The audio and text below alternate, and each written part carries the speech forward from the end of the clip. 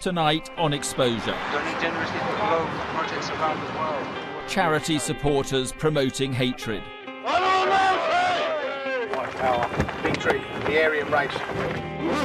How the money you give is paying for lessons in bigotry. To destroy the Hindu history is the secret conspiracy of the Christians. We go undercover in charities that don't just do good works and find racism and extremist views. If it comes to Islam, they are world's greatest religion. At a fundraising event at one registered charity with an income of over £600,000 a year, fighting abroad is seen as an option.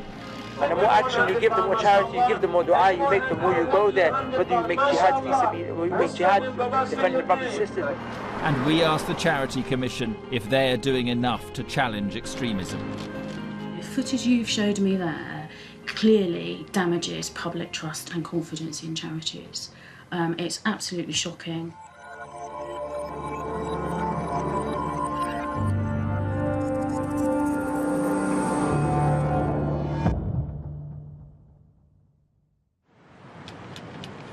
There are more than 160,000 registered charities in England and Wales, and together they have a combined income that has grown to more than £60 billion. But when we give money, how do we always know where it's going? We've heard disturbing allegations of the serious abuse of charitable status, so we've set out to film undercover with 3 very different registered charities and found compelling evidence that rules are being broken and public trust undermined. We're at what organisers describe as the world's biggest St George's Day parade. We just celebrate the day of being English. Come on! This is Stone Cross in the West Midlands. The event is organised locally. Most people are here to celebrate their history and have a good time. The event is sponsored by a national charity called the Steadfast Trust. According to the Charity Commission's website, the organisation's official purposes include relieving poverty among members of the Anglo-Saxon community living in England, and bringing about awareness of the contributions made to British history and society by people of Anglo-Saxon descent. Having our day to celebrate what is best about England. St George's Day should be a bank holiday.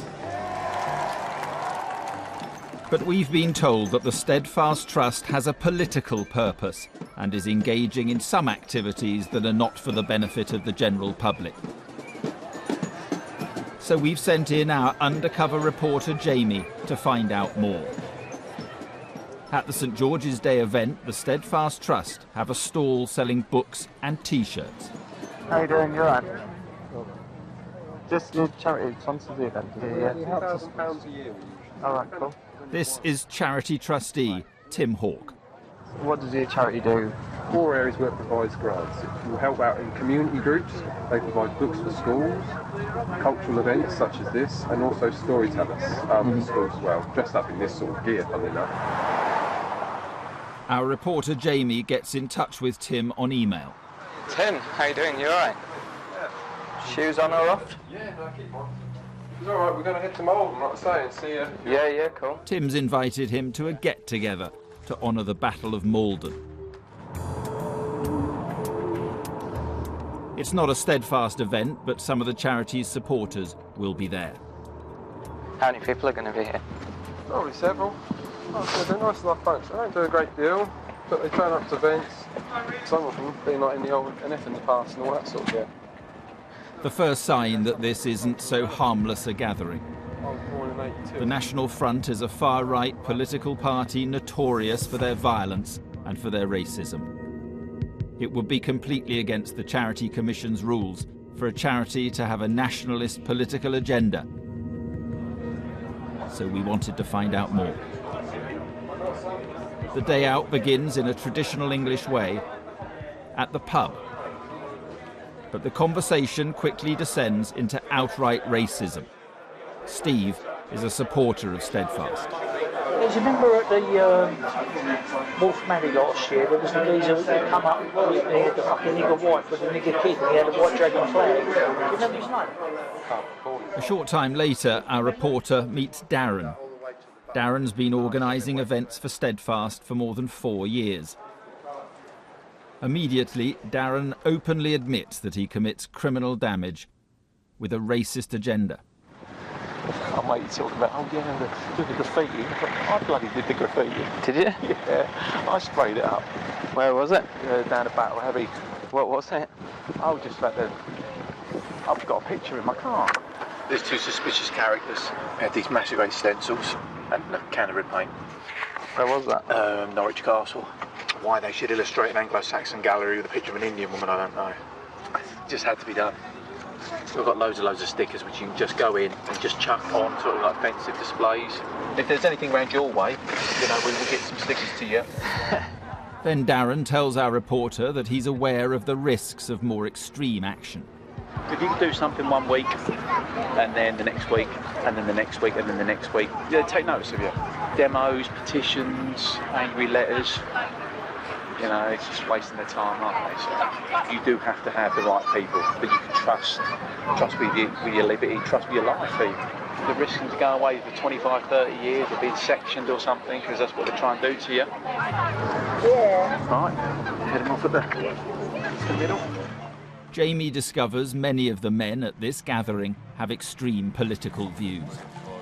How did it meant, Jamie? Piers. I was with the BNP for years. I've been a member of the BM, the NF. I was a candidate for the National Front in 1980 something, when the Ku Klux Klan started up over here. Right. I got involved in that. Right. A lot of us here to the extreme, who was actually going out and mob up and attack them, you know what I mean? But that's because that's all it was. You know, we didn't have Steadfast Charity years ago. I suppose we want to try and do it a bit differently. So the Steadfast Charity comes in. Yeah, let's say.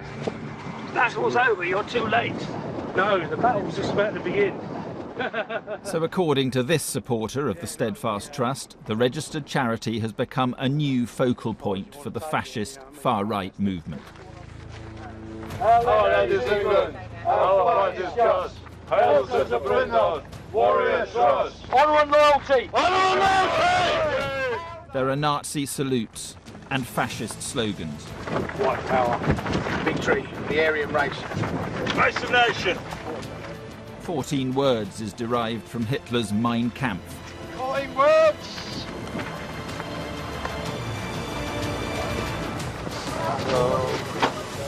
A mixed-race family are passing.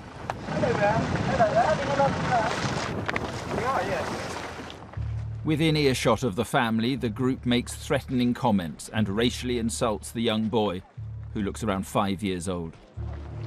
Give a sacrifice then. Get a fucking axe ready, we're on. Hail the glorious dead. I think he's been doing that mud racing. Thank you. Bye-bye. Honour we now. Blood of our blood, spirit of our spirit, we honour you and call to you as... Tim Hawke, trustee of the UK charity, the Steadfast Trust, raises a toast. For the English. We invited 2 experts to view our footage. Francesca Quint was a senior lawyer at the Charity Commission. Now she's one of the country's most experienced barristers practicing in charity law. Professor Shaitan Bhatt is an expert on extremism and director of the Centre for the Study of Human Rights at the London School of Economics. White power. Victory, the Aryan race. This isn't just casual racism. This is a systematic ideology of white supremacy and race hatred. And it emerges from neo-Nazism. So you can see that very clearly from the kinds of symbols, slogans. The 14 words emerged from a neo-Nazi organization in America, a terrorist organization in America, claiming to celebrate English heritage by using quotations from Adolf Hitler. That should strike you as odd. They had these massive red stencils and a can of red paint. Of course, they weren't acting in their capacity as representatives of the charity when they were doing that, but it's clearly the sort of thing they're proud of, and their association with the charity doesn't make them want to hide it, rather the opposite. That is something which brings the whole charity into disrepute and thereby brings charities into disrepute.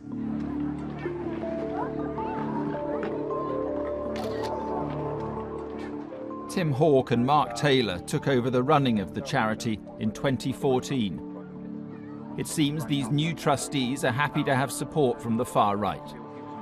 There's a whole big bunch that comes out with Darren, skinheads and everything. We need some people like that. We need a bit of enthusiasm.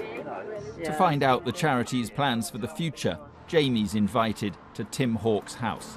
It's become a kind of haven for English nationalists, your place, isn't it? I have a big 20-foot flagpole with the white dragon at the front of mine. Everyone sees it.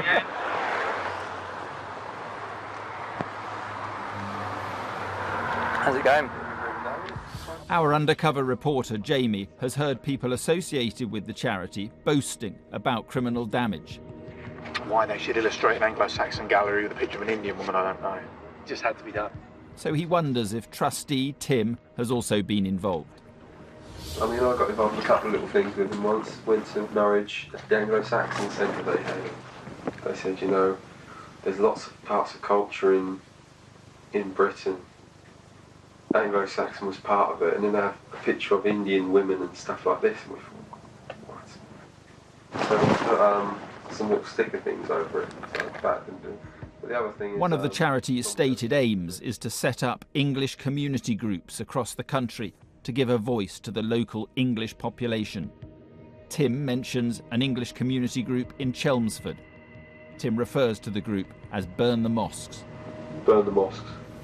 I said, there's not a chance in hell that charity's going to give you any money. Can you imagine charity providing funding for that? But it seems he isn't ruling out mosques may be burnt down in the future. They're not going to burn the mosque down. Maybe if there was a strong nationalist English focus and there was more militancy, that might happen. It's not going to happen in the next few years. Maybe it'll happen in the future, but not now. Steadfast have a stall in Waltham Abbey at the annual memorial ceremony to honour King Harold, who died in the Battle of Hastings in 1066. For most people here, this is a taste of the enjoyable pageantry of the Middle Ages. But last year, at the same event, Steadfast supporter Steve spotted a mixed-race family he did not approve of. Wolf Maddy last year, there was a geezer who come up, he had the fucking nigger wife with the nigger kid, and he had a white dragon flag. Steve spots the same family attending this event, and he's not too pleased to see them. Is that one with the African wife with the white dragon flag on? What goes through their fucking mind, though? Oh yeah, my African wife, and drape yourself in this white dragon flag.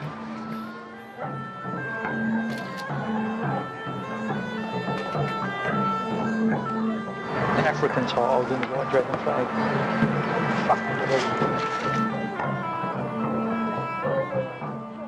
Fucking Steve arrives at the charity's stall. He says he's going to put his photo of the family online.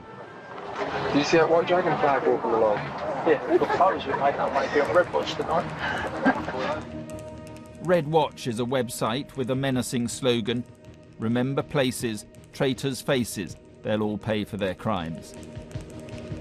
It is a far-right website where photographs and contact details are posted of people claimed to be communist sympathisers. They're not going to burn the mosque down. Maybe it'll happen in the future. For a charity, that would be quite shocking to see a charity make these claims, but it's not surprising for a far-right organisation. You're never far from political violence. You're never far from incitement to hatred. I'm shocked that it's still being allowed to function as a charity. It's clearly got a political agenda that is driven by neo-Nazi or white nationalist ideas. The Steadfast Trust told us, Tim Hawke has been suspended pending an internal investigation, and Darren Clark suspended from our supporters list. The Trust does not share or support the offensive views expressed, some by people unknown to the charity. We cannot be held responsible for the views, actions or political affiliations of our supporters. We always work within charity law, and all donations are used to further our registered objectives. The Steadfast Trust is not and never has been political in its aims, and we are perplexed by the suggestion that it has become the focal point for the far right. Tim Hawke attended the Malden event to identify whether it could benefit from a grant. He disliked what he saw and told trustees he would not attend in future. We have criteria that English community groups must follow. Only a fraction of groups are sanctioned by us. Tim Hawke says "burn the mosques" was a comment on the page of one group, and he decided the trust could not be associated with it. Mark Taylor's comments on skinheads were made in jest, and the event referred to did not happen. Steadfast told us they had no knowledge of Steve, and we could not trace him for a response. The charity Hindu Swamsevak Sangh UK, commonly known as HSS, was registered in 1974. HSS enjoys charitable status because it advances the Hindu religion and educates the public in the Hindu ideals and way of life, as this promotional video demonstrates. But we've heard allegations that in private it's actually also teaching young Hindus to denigrate other religions.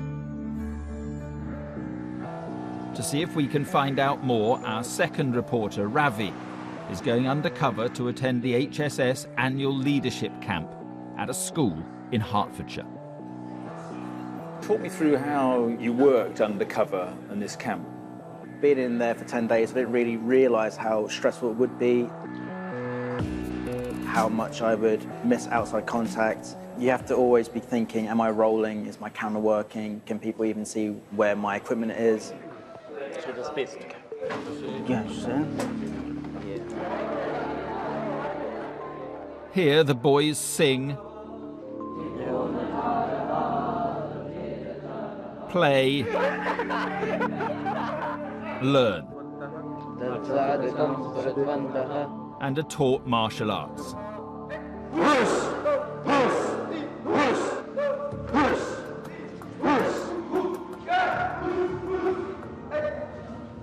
On arriving in camp, the first thing Ravi spots is a portrait of this man, Golwalkar, taking pride of place on the stage in the main hall.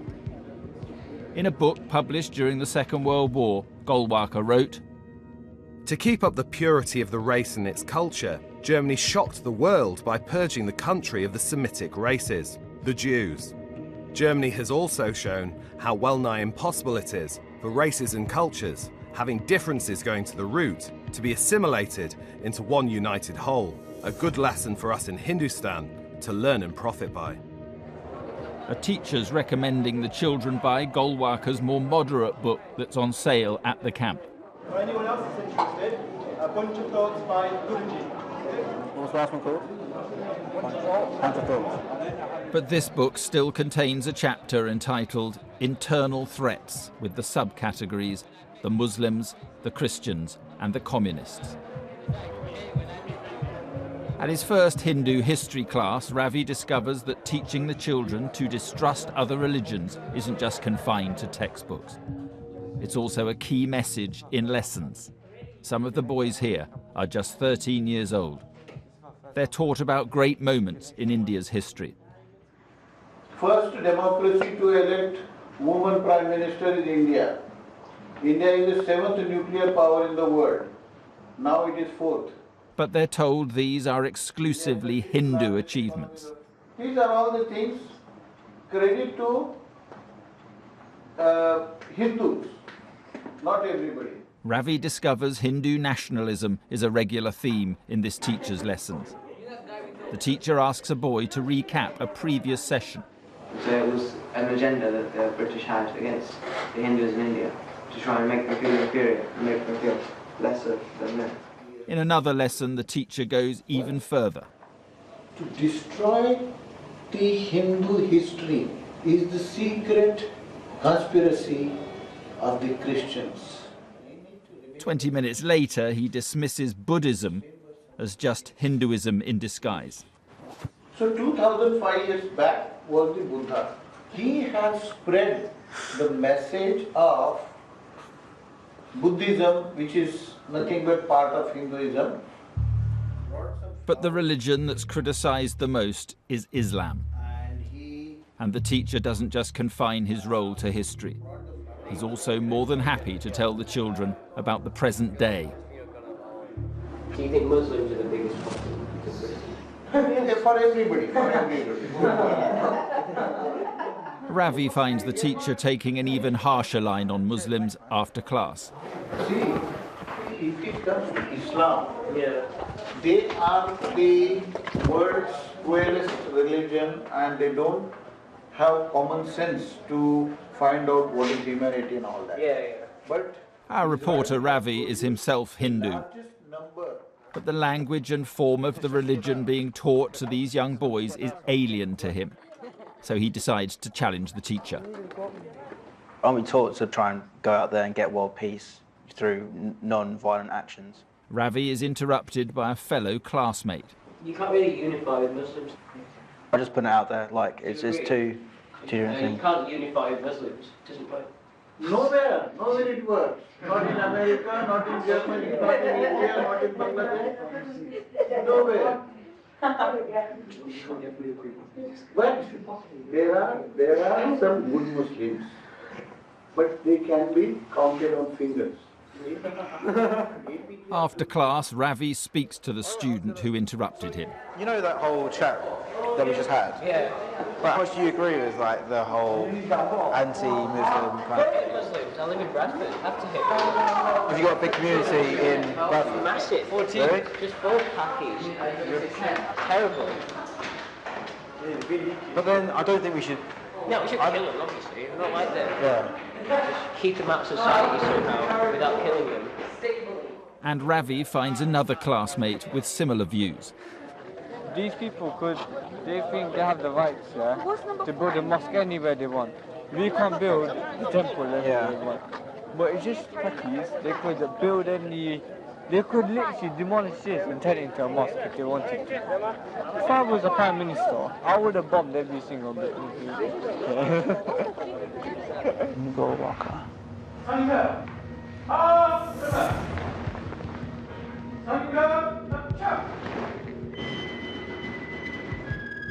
Day after day, our reporter follows shouted orders and is taught to march in military formation. The discipline of the camp is demonstrated in this promotional video posted by an HSS supporter. Many of the leaders talk about the camp in entirely positive terms. I think there's 80 different towns and cities represented here, and we've all come together. That's like one big superhero. So you're part of this superhero. By bringing Hindus together, we can spread this word of world peace, world harmony. But Ravi runs into one young man who's aware of the origins of HSS. Shark is known as a right-wing movement, complete right-wing, nationalist, and we're equated as like those views. But then 2 leaders walk up. The boy stops mid-sentence. After they've gone, our reporter picks up the conversation where they left off. So it's completely right-wing and nationalist. It's completely right-wing and nationalist. I'm not going to youth, when Hitler's youth army. For real? Yeah. Our experts analysed our footage. Professor Shaitan Bhatt has criticised HSS in his academic work. You have a charity here promoting hate-driven ideas that have caused considerable violence in India to British youngsters, and doing that under charitable purposes. What you see here is an environment being created in which hate speech like this is completely acceptable. And if you have that inculcated into young children, what do you expect apart from this kind of hate speech? To destroy the Hindu history is the secret conspiracy of the Christians. You're seeing the promotion of sectarianism and hatred towards other religions. And you have to see that in the context of Britain and living in Britain and living with different groups and communities. You can't unify with Muslims. It doesn't work. Nowhere it works. Not in America, not in Germany, not in India, not in Bangladesh. Obviously, this is a respected elder who is going to be looked up to, and that leads to prejudice, which is very hard to shift. If it comes to Islam, they are the world's cruelest religion. Now, surely a charity should be encouraging young children to think about other people, to think about how we live in a society like Britain. Instead, what you see is the promotion of division. There are some good Muslims, but they can be counted on fingers. Here you see the children are hanging on his words, and he's coming out with the most foul views. It's chilling that a charity could be promoting this kind of view to young children. HSS UK told us that the depiction of us as anti any other religion is wrong and counterproductive to the positive work HSS has done in building interfaith relations. We promote Hindu values, which are about cohesiveness, duty to society and universal peace. Our actions over the years show that HSS promotes diversity and unity in Britain. Our training camp is attended by a cross-section of society, and we try to give our volunteers an opportunity to discuss their opinions and understand all views. There are some strong views on interfaith issues, but these are personal views. We do not deny these views exist, nor do we seek to censor or ignore them, and we strongly oppose any suggestion that by not censoring them we promote or agree with them.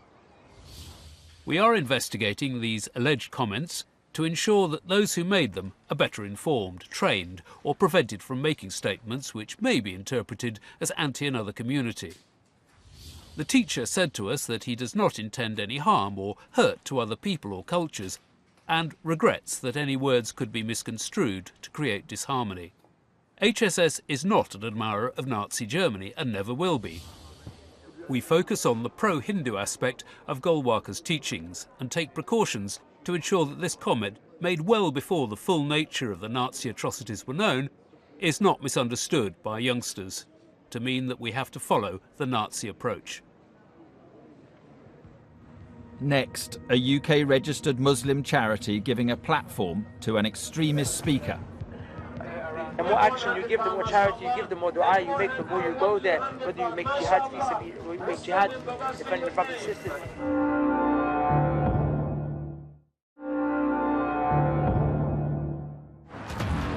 Exposures investigating whether some charities are promoting extremism. With the Islamic State making headlines across the world, reportedly assisted by around 500 fighters from Britain, our Prime Minister has been talking tough on combating the infrastructure that supports terrorism. It's not enough to target those who preach violent extremism. We need to go after those that promote the extremist narrative and life view that gives the terrorists and the men of violence support for what they do. The Charity Commission recently began scrutinising 86 charities believed to be at risk from extremism.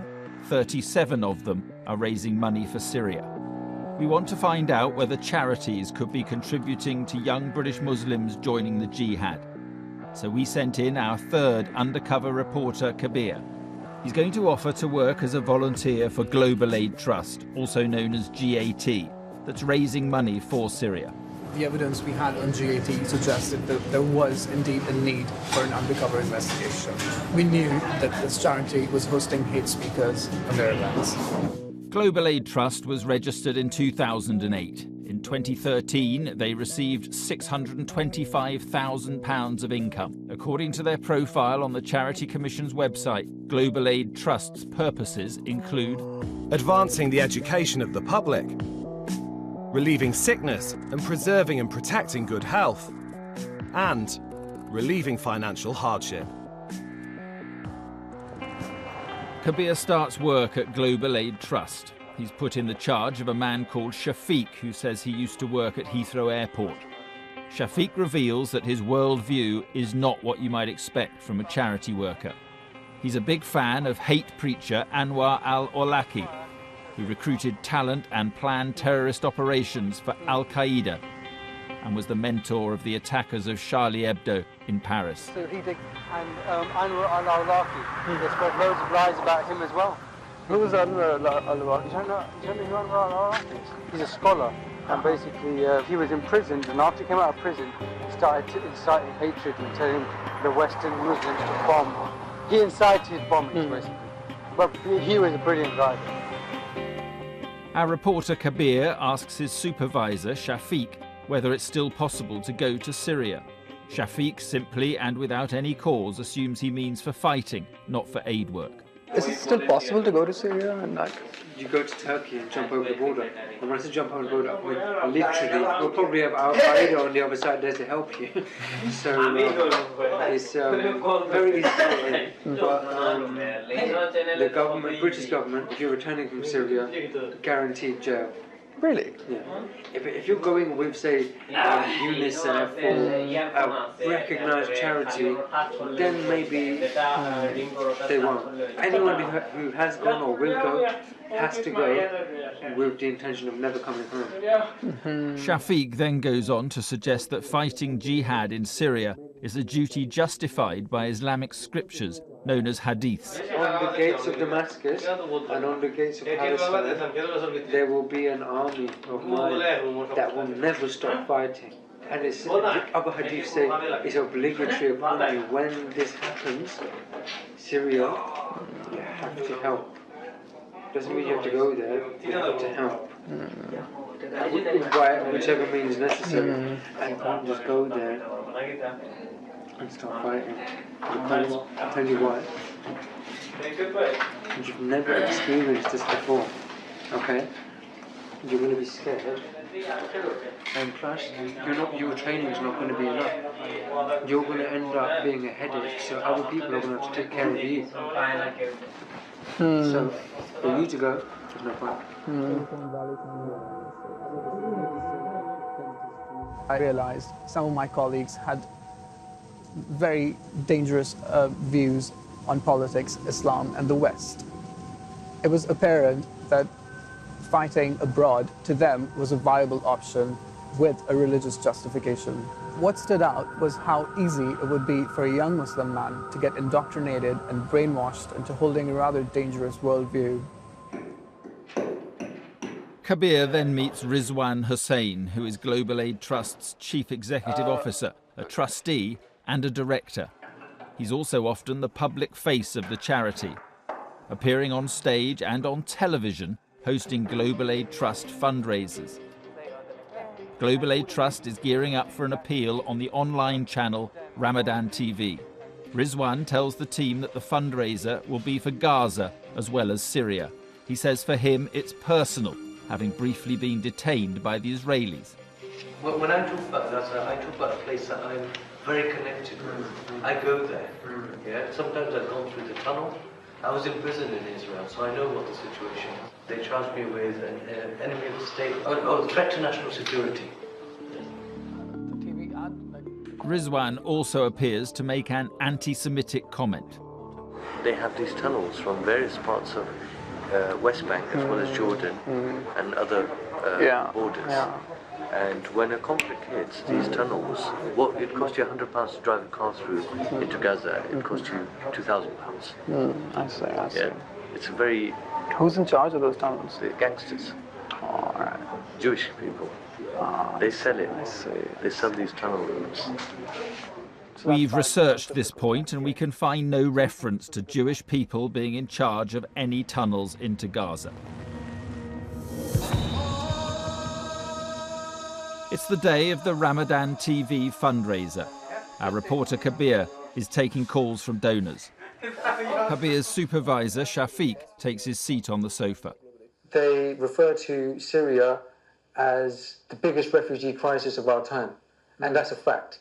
The oppression going on there is described as the worst thing since Pharaoh. Since Pharaoh, there has not been an oppression as bad as what is going on in Syria. In 3,000 years, nothing so bad has happened. We showed our footage to our experts. Anwar al-Awlaki, he incited bombings, basically. But he was a brilliant guy. Basically... What's striking about it is that it's glossing over completely the nature of Anwar al-Awlaki's ideas. And they included, for example, things like the war against unbelievers and the killing of unbelievers must go on until the end of all time.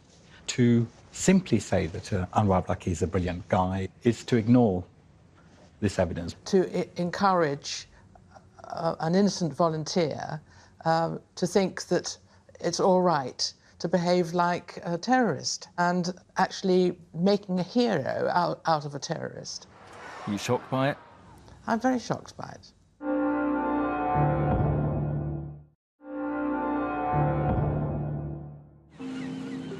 Global Aid Trust has organised an event on a boat sailing down the River Thames. It's to feature speakers and raise funds for relief in Syria and in Gaza. Our reporter Kabir is out with his supervisor Shafiq and paid member of staff Tanveer to deliver tickets for the event. 19-year-old Tanveer is in charge of booking the speakers. Yeah, what's the procedure with calling in speakers? Like, what if it's a dodgy guy? That's when they start saying check if they're banned in this area and whatnot. And I'm like, you haven't told me I have to check. Then you tell me to put random food home office, and I was like, how do I do that? Who asked you to do that? He says he checked with CEO Rizwan Hussain, but he wasn't much help. Like, he was there. I was like, how do I do it? I completely got ignored. So I was like, it's a disgrace. There may be incompetence at the lower levels of the volunteers, but that's no excuse for the people who should know better not to take these matters seriously. The CEO is the employee of the trustees of the charity. The trustees of the charity must have regard to what is being done in their name by their employees. The day of the boat party has arrived. The guest speaker booked by the charity is a preacher called Dawah Man. We stand firm, calling to Allah all the time. Dawah Man has a friendly online persona. He has 100,000 likes on Facebook. Let me take a selfie with a cat. Let me take a selfie with a cat. Specifically. But when he appears at live events, he makes controversial speeches.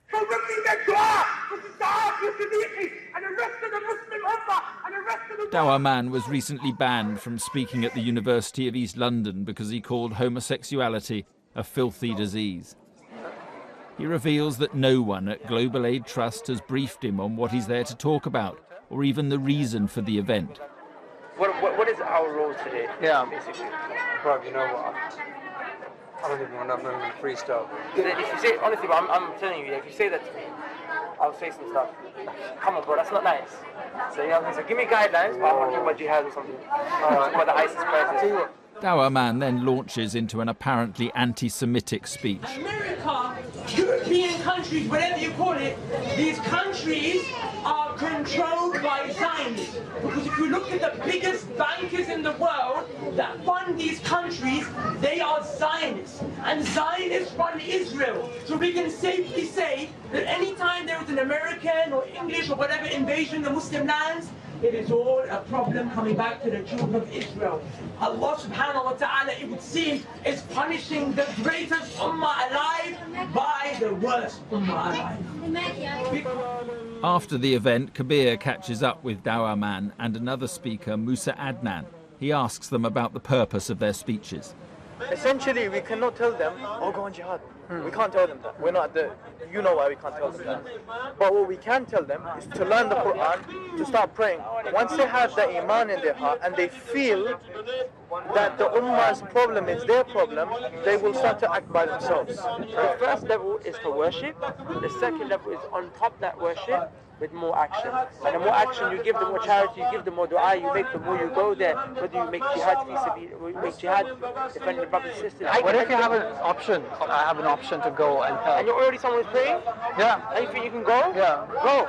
If I go over there, I'll probably be less helpful there as I can be here. But there could be someone here who's a doctor maybe. He's got money, he's got strength, he's got, quwwah. He can go over there, he'll be more of help there than he would be here. So it depends, you have to ask yourself, you have to make istikhara. What can I do for this ummah? Everyone must ask that question. You know, if a person comes to the realization that he's probably more helpful in Syria than he is here raising money for them, and his faith is strong, you know. We want to go to Syria? Do at the borders or in Syria? In Syria. Ya Allah subhanahu wa ta'ala keep you sincere. Ya Allah subhanahu wa ta'ala guide you every step of the way. So you do things for his sake and his sake. At a charity event, an influential speaker, far from dissuading our reporter from joining the struggle in Syria, is instead offering him a blessing. I want to ask Dawah Man a few questions. Eventually we find him at his mother's flat. Hi, Imran. How are you doing? The Dawa man. Let's come in. Yeah. We have video Yes. of you Yes. saying that many of the wars in the world are caused by Jews. No, sir, I never said is that. that. Is that what a charity? Is that what a charity like the Global Aid Trust should be espousing? Sir, I said that majority of the conflicts in the wars against many of the Muslim countries go back to the Zionists. Now, Zionism is a political ideology that is not just specifically adhered to. But do you not think that's anti-Semitic? Not at all, because there's Christians that are Zionists. In fact, believe it or not, there are some Muslims that are Zionists. But my problem here is this is inflammatory, it's anti-Semitic. Is it right? But sir, how can you say it's anti-Semitic? That a charity that has charitable status should be inviting you to talk like this? My question to you is, sir, how can you say it's anti-Semitic when it's about the Zionists? Because you're saying the wars of the world go back to the children of Israel. So I didn't say that. I said it goes back to the Zionists. The problem I refers back to the children of Israel. Just as much the problem refers back to the people of Gaza there, because they're both a party to the conflict. But I'm not saying the problem there. I'm not saying the problem are the children of Israel. The problem of the Zionists, they're two separate entities. Also saying it's okay to go and fight jihad in Syria? On the contrary, if you look at my videos recently, all I've ever said is not to go there. From what I remember, this guy, either he was a Muslim or he was posing as a Muslim. So I'm speaking to him, at least with the understanding that he understands the concept of jihad in a broader sense. Anyone who knows the word jihad from an Islamic theological perspective knows that jihad in no way or shape or form exclusively refers to fighting. Global Aid Trust told us, we firmly condemn and reject comments made by Shafiq Shabar and the external speakers. We express great regret at these incidents, which were the result of a process failure in the organisation. GAT no longer employs Mr. Shabar and Tanvir Khan. Both were temporary workers. Mr. Shabar indicated no extremist tendencies during his job interview, and the remit of their roles was made clear to them. Rizwan Hussain has now stepped down as CEO and trustee of GAT. It has never been suggested that he has made any comment that could be deemed to be racist, anti-Semitic, or inciting hatred. However, he understands that his comments could be cast in a certain light and accepts he made an error in phrasing them. When booking speakers, we require completion of a due diligence form by the CEO or Director of Operations, and clear instructions are given in respect of speakers booked.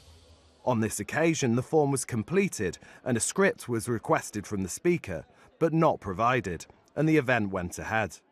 The staff member responsible was suspended and resigned thereafter. As soon as this incident was highlighted to us, we made a decision not to book Dawaman again. We have processes to make sure we carry out our work to the highest standards. We accept that some of these processes have failed and have taken remedial action and consulted a number of experts to assess and help us devise new robust processes and policies to improve internal governance. We apologise to our supporters and those for whom distress is caused, and will do our utmost to ensure no such situations occur again. Just over a year ago, the Charity Commission was described as not fit for purpose by a House of Commons committee. And a highly critical report by the National Audit Office warned that the regulator's failures risked undermining public faith in charities. We gave the Charity Commission 2 days to consider our findings. What is your initial reaction to what you've seen there? The footage you've showed me there clearly damages public trust and confidence in charities. It's absolutely shocking. Why don't you just simply deregister them? Legally, we can't. So I don't understand. So you can't just close down these organisations as a charity? No, we haven't got the power to deregister a charity because it's a bad charity. Who can deregister these charities? The trustees have power to close down a charity if it ceases to operate. Trustees of? The charities themselves. The trustees of charities are very unlikely to close themselves down. I know. It's So how does that work? I think the public would be quite shocked to hear that you can't do that. And that's why in the draft Charities Bill, we've asked for a specific power for us to be able to wind up a charity that we think is no longer fit for purpose. So do you admit that at the moment, with the authority you have, you are failing to regulate charities effectively? Absolutely not. I think we would say that we are taking regulatory action into charities. The number of inquiries, which are the investigations that we carry out, has significantly, particularly over the past few years. Forgive me, if these charities are existing, it would suggest to me, and perhaps to people watching this, that you are failing. Well, 2 out of 3 of those organisations that you flagged up here, we have got live cases into looking at them. The first one that you showed up on the footage, our view is that Steadfast is not a charity and never was a charity. And do you think it will cease to be a charity soon? Well, we have issued and given notice that we intend to remove it from the Register of Charities because it is not a charity, and that process will take its course in the next few months. The second charity? Global Aid Trust is the other organisation where we already have existing engagement with the charity into some of the similar concerns that you're raising there. The evidence that you've got will be added to the existing evidence and issues that we're dealing with the charity already. Do you think, when it comes to HSS, that is an abuse of charitable status? My view, from what I've seen in the footage that you showed me, is there a serious cause for concern about potential evidence of misconduct, mismanagement in the administration of the charities by the trustees. Just to be clear, though, you can't close down the charity, but you can remove some of the people from it.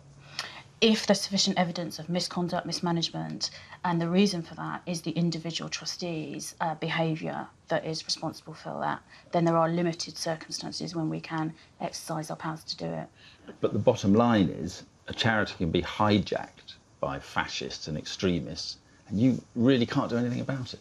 We don't have a power to shut down an ineffective or a troubling charity in that way. The Charity Commission has confirmed it is investigating the serious concerns raised by exposure about Global Aid Trust and HSS UK. They have removed the Steadfast Trust from the Register of Charities.